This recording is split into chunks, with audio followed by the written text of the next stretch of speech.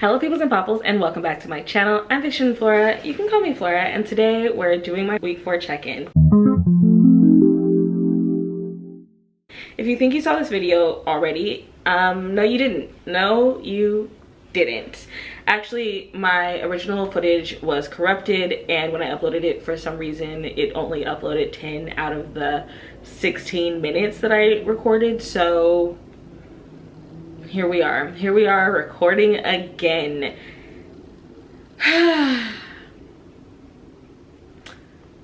Well, you know, sometimes you gotta do the same thing over and over again. Anyway, so you know the general rundown by now. I'm gonna give you an update on my stats, let you know what I read this week, and then let you know what I'm planning to read in the upcoming week. All of the books that I read this week are ebooks, so when I mention them in the next few parts, instead of telling you the book designer's name one by one while I'm looking through my phone trying to look at each ebook, I'm just going to list them down in the description below. I always like to give cover designers their credit, their flowers when I can, because I mean half the reason that I pick up books is because of the covers, so they deserve to be acknowledged. All that out of the way, let's step right into the stats. So like I said, this week I did read 7 books, and I also ended up buying 1, which brings my total amount of owned ebooks to 84, my total amount of read to 51, and then my total percentage read to 61% ebooks. That does mean that my total percentage for all the books I've read has been bumped up to 43% rather than 42. So we're making slow progress, but progress nonetheless. I think if I continue reading ebooks at the current pace, I should be able to make it to about 80 to 90% completion by mid-year, which I think that's pretty good, and then I can start focusing mostly on my physical books. So those are the stat updates. Let me tell you about the books that I read.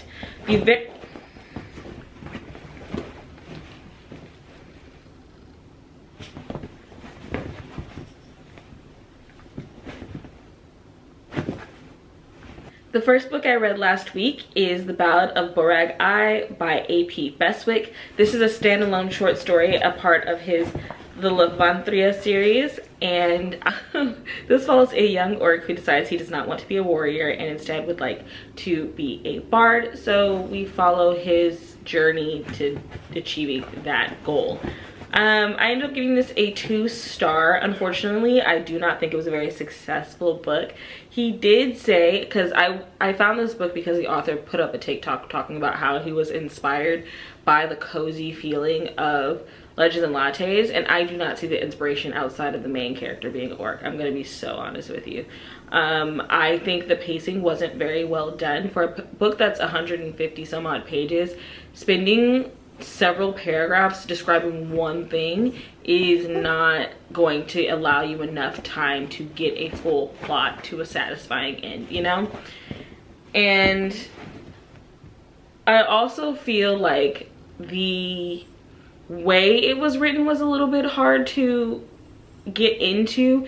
The author often used the same word to start a sentence multiple times, and usually if this happens here or there I can ignore it, but it happened many times throughout the book and it was a little bit distracting. I don't know if many is the correct word for it. It happened enough times that I noticed it. It was like something that was in the back of my head as I was going through the story, so that was a little bit frustrating. I can see why someone might like this story, but I just think that the pacing and the way that it was a little bit repetitive was very hard to really get into. Also, I found that the lack of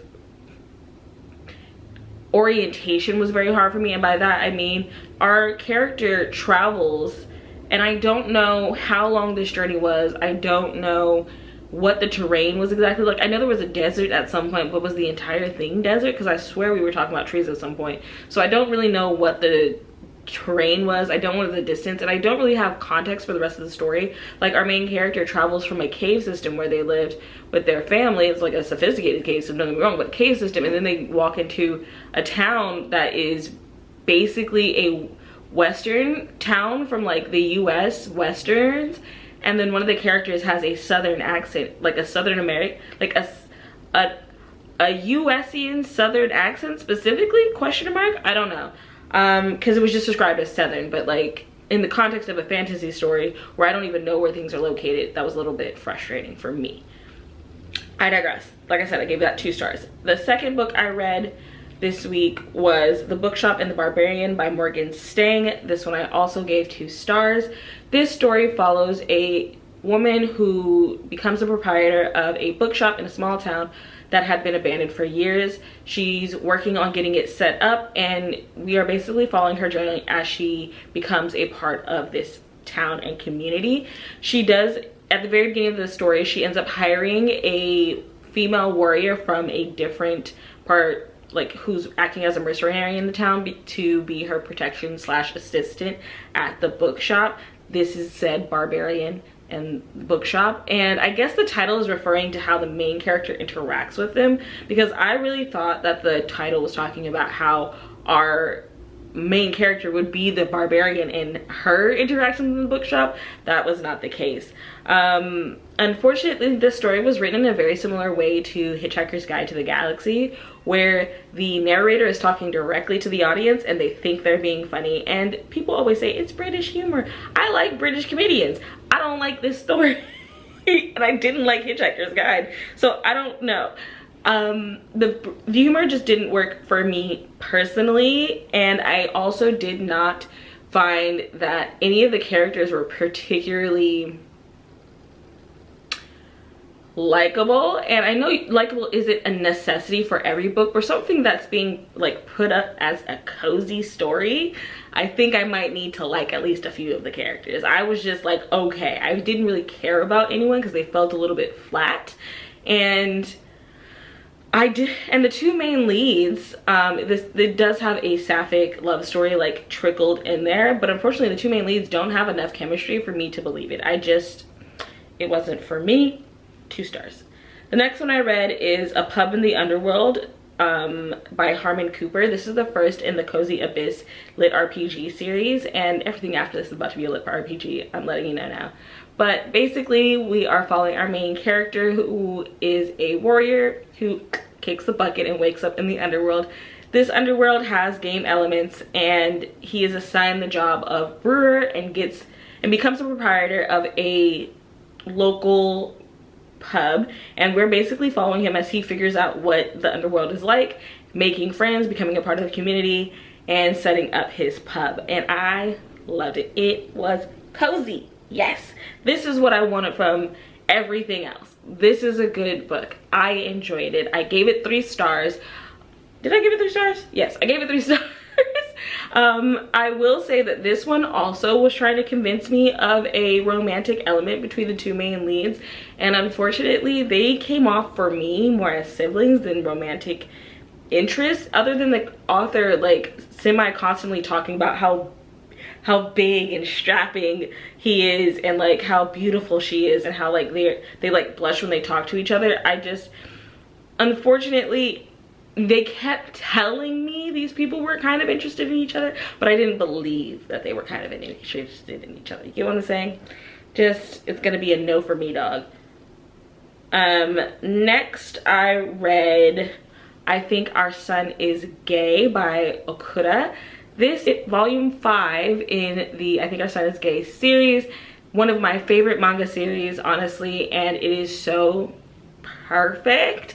I gave this one a 4 stars, and I can't tell you exactly what this volume is about because it is like little vignettes, but basically the entire series is following a mother who believes that one of her sons might be gay, and rather than like losing her head or like deciding that the world is ending, she's like, well, what can I do as a mother to make my home a safe space? What can I do to support my son, to let him know that he is safe and that he can trust me, and that if he needs any support, I will be that support for him. And honestly, if you just want a good mom, even a mom who's like isn't like super socially aware, it's not as if she was an advocate for LGBT people to begin with. No, she is learning as she goes along, but she is keeping an open mind, and she is trying to do her best for her children, and I love that. So like I said, 4 stars for that one. Then the next 2 I'll just talk about together. I read Fluff volume 1 and 2 by Ravensdagger.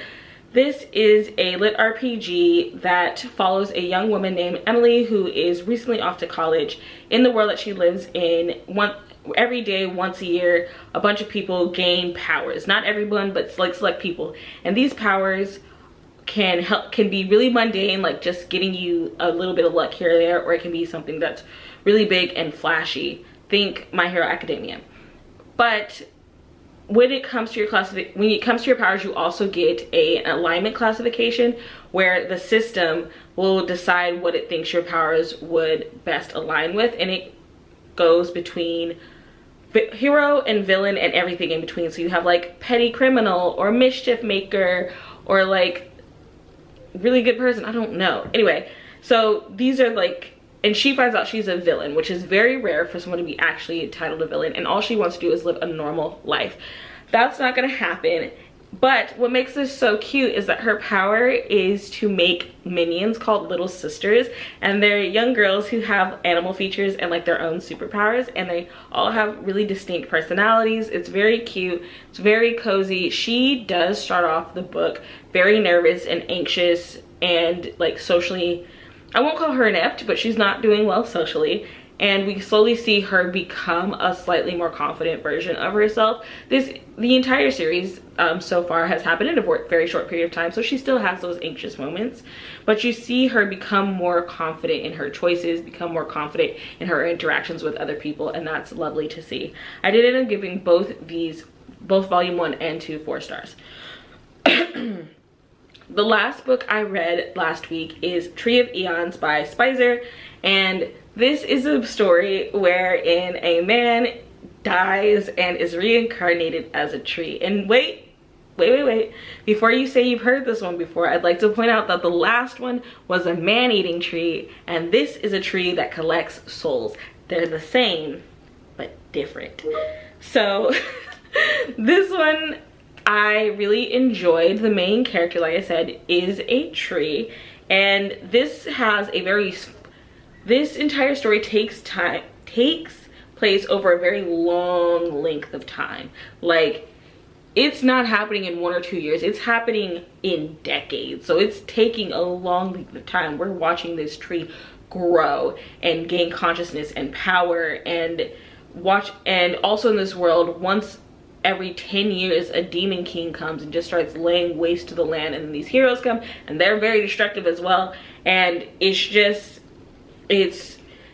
is not that it is like the best written thing or it has the best characterizations of things, but if you like civilization builders, this might be a lit RPG that you enjoy, just because it really does like have that really spanning bird's eye view of a civilization as it's like happening around him, and he ends up in a few different places until he finally lands in his one spot. And he does slowly, like, his morals are starting to change. So if you are someone who does prefer a very like strictly good person as your main character, as your protagonist, you want someone who you can think of as morally right, maybe not the book for you. But I enjoy this. I do like a morally dubious main character, and I love a non-human point of view. This one I did give 3.5 stars. So those were the 7 books I read last week. Let me tell you about the books that I plan to read next week. So I have the physical versions of some of these, and I am planning to pick up 2 physical books. I just don't feel like getting up. Like I said, this is the second time I'm recording this video, so anyway, the first book I want to read is Tree of Aeons 2. I'm planning to read the entire series, so if I can, I might finish the entire series this upcoming week, but we'll see how that goes. The second book I want to pick up is Spiral. Is it called Spiral? No, Loop. The second book I want to pick up this week is called Loop by Koji Suzuki.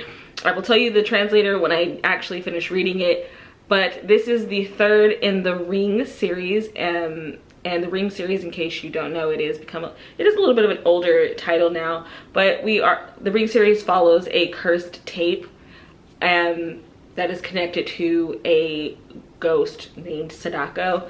look it up if you want more details than that. But anyway, this is volume 3. I read the first 2 for the Dewey's readathon like 2 years ago, and I had such a blast, and I really do want to finish the series. So if I manage to finish that one, maybe I'll move on to one of the last 2 books that I have.